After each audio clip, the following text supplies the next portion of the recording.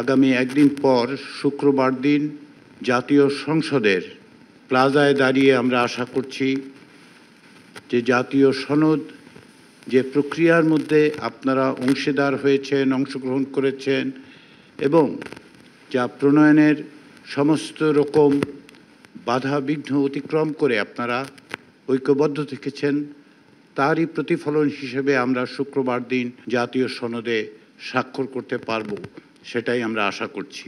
তারই সমস্ত রকম প্রস্তুতির দিকগুলো আমরা সম্পন্ন করার চেষ্টা করছি। এই সনদ স্বাক্ষরের ক্ষেত্রে অনুষ্ঠানের জন্য আরও একটু বেশি সময় নেওয়ার বদলে আমরা দ্রুততার সঙ্গে অগ্রসর হওয়ার চেষ্টা করেছি এবং সেদিক থেকে পূর্ব প্রস্তুতি হিসেবে আপনাদের প্রত্যেককে অনুরোধ জানানো হয়েছিল এবং প্রত্যেকটি দলের পক্ষ থেকে জাতীয় সনদের স্বাক্ষরকারীদের নাম বেশ কিছুদিন আগেই আপনারা দিয়েছেন, সেজন্য আন্তরিক ধন্যবাদ। এই অনুষ্ঠানে আমরা চাই জাতীয় নেতৃবৃন্দের পাশাপাশি বিভিন্ন রাজনৈতিক দলের সঙ্গে যারা যুক্ত সে সমস্ত অতিথিরা উপস্থিত থাকুন। সেই বিবেচনার থেকে আপনাদের কাছে আমরা অনুরোধ করেছিলাম যেন আপনাদের অতিথিদের তালিকা আমাদের দেন। অধিকাংশ দলের কাছ থেকে আমরা তো পেয়েছি এবং সেটি আমরা আগামীকাল থেকে এই অনুষ্ঠানের যে আমন্ত্রণপত্র সেগুলো আপনাদের কাছে আমরা পৌঁছে দিতে পারব। অনুষ্ঠানের একটি দিকের কথা আমি আপনাদের মনোযোগ আকর্ষণ করতে চাই, সেটি হচ্ছে স্বাক্ষর অনুষ্ঠানে আমরা এমনভাবে ব্যবস্থা করব যাতে স্বল্প সময়ের মধ্যে সকলেই প্রত্যেকটি দলের প্রতিনিধিরা এগুলো স্বাক্ষর করতে পারেন। যদিও জাতীয় সনদ সমস্ত রকম তথ্য সম্বলিত হওয়ার পর প্রায় 40 পৃষ্ঠার মতো, সেক্ষেত্রে আমরা স্বাক্ষরের জন্য অঙ্গীকারনামার যে পাতাটি সেটি রাখবো যাতে করে আপনারা স্বাক্ষর করতে পারেন এবং স্বাক্ষর করার পরে সেগুলো সন্নিবেশিত করা হবে।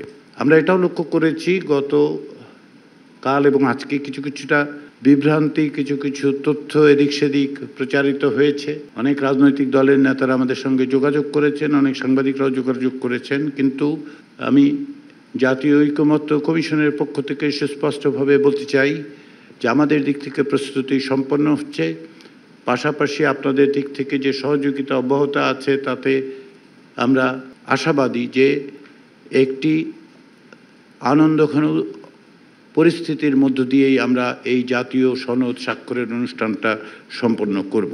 প্রায় 1 বছর ধরে এই প্রক্রিয়ার সূচনা হয়েছে এই অর্থে যে গত বছর সেপ্টেম্বর মাসের পর যে সমস্ত সংস্কার কমিশন তৈরি হয়েছিল তার প্রতিবেদনের ভিত্তিতেই জাতীয় ঐকমত্য কমিশন তার সুপারিশনামাগুলো দিয়েছিল এবং আপনাদের পক্ষ থেকে মতামতের ভিত্তিতে আমরা 84টি বিষয়ে সিদ্ধান্ত এবং ঐকমত্য তৈরি করতে পেরেছি। এর কিছু বিষয়ে কিছু নোট অফ ডিসেন্ট আছে যেগুলো জাতীয় সনদে সুস্পষ্টভাবে উল্লেখ থাকছে এবং কি কারণে এই ভিন্নমত সেটা উল্লেখিত থাকবে, যাতে করে ভবিষ্যতে একটি দলিল হিসাবে, একটি রাজনৈতিক দলিল হিসেবে এটি যখনই যার কাছে যাবে, যিনি এটি ব্যবহার করবেন তিনি দেখতে পারবেন যে কোথায় কোথায় রাজনৈতিক দলগুলো একমত হয়েছিল, কোথাও নোট অফ ডিসেন্ট ছিল, কোথায় ভিন্ন মত ছিল এবং কি প্রস্তাবগুলো পরবর্তী সময়ে কি সুপারিশগুলো কে কীভাবে বাস্তবায়ন করেছেন। সেদিক থেকে আমরা যে চেষ্টাটা করছি সেটা হচ্ছে যে জাতীয় সনদের কপি শুধু অনুষ্ঠানে নয়, অনুষ্ঠানের পরেও বিভিন্নভাবে যেন প্রত্যেকটি নাগরিকের কাছে সেটা পৌঁছে দেওয়া যায়। আমরা সেই চেষ্টা অব্যাহত রাখব কমিশনের পক্ষ থেকে এবং আমরা সরকারকে অনুরোধ করব যেন এটি সকলের কাছে পৌঁছে দেওয়ার ব্যবস্থা করেন এবং এর মধ্য দিয়ে যেন নাগরিকরা সকলেই বুঝতে পারেন যে রাষ্ট্র সংস্কারের ক্ষেত্রে এক অভূতপূর্ব প্রক্রিয়ার মধ্য দিয়ে বাংলাদেশের রাজনৈতিক দলগুলো যে অঙ্গীকারে পৌঁছেছেন সেই অঙ্গীকারের রূপ কি বাংলাদেশের রাষ্ট্রের ভবিষ্যৎ পথরেখা কী এবং এগুলো বাস্তবায়নের ক্ষেত্রে কতদূর অগ্রগতি হচ্ছে তারা যেন সবসময় নজর রাখতে পারেন। এই পুরো প্রক্রিয়ার সময় রাজনৈতিক দলগুলোর পক্ষ থেকে, আপনাদের পক্ষ থেকে যে অভাবনীয় সহযোগিতা জাতীয় ঐকমত্য কমিশন পেয়েছে তার জন্যে আমি বারবার আপনাদেরকে আন্তরিক ধন্যবাদ জানাতে চাই।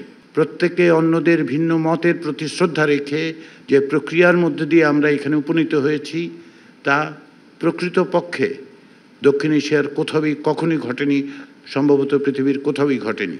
এর মধ্য দিয়ে আপনারা যে রাজনৈতিক সংস্কৃতি পরিবর্তনের ধারা তৈরি করলেন তা অব্যাহত থাকবে এ বিশ্বাস কমিশনের আছে এবং আমরা সেটাই আশা করি যে আপনারা সেটাকে এগিয়ে নিয়ে যাবেন। তো সর্বোপরি সেটা হচ্ছে একটি জাতীয় ঐক্য রক্ষা করা। আমাদের মধ্যে ভিন্ন মত থাকবে, রাজনৈতিক দলের মধ্যে ভিন্ন মত থাকবে, জাতীয় সনদেও অনেকের ক্ষেত্রে ভিন্ন মত আছে। তার সত্ত্বেও রাষ্ট্র সংস্কারের ক্ষেত্রে যে জাতীয় ঐক্য প্রয়োজন, যে জাতীয় ঐক্যের মধ্যে দিয়ে ফ্যাসিবাদের যে শক্তি, সেই শক্তিকে পরাস্ত করা সম্ভব, সেটা আমরা সকলে মিলে নাগরিকরা অব্যাহত রাখবেন। সেটাই শুধু জরুরি নয়, অবশ্য করণীয় কর্তব্যে দাঁড়িয়েছে। কারণ হচ্ছে আমরা এমন একটা সময় দাঁড়িয়ে আছি যখন আমরা ভবিষ্যতের পথরেখা নির্মাণ করতে গিয়ে আমাদের বিভিন্ন রকম চ্যালেঞ্জের মোকাবেলা করতে হবে।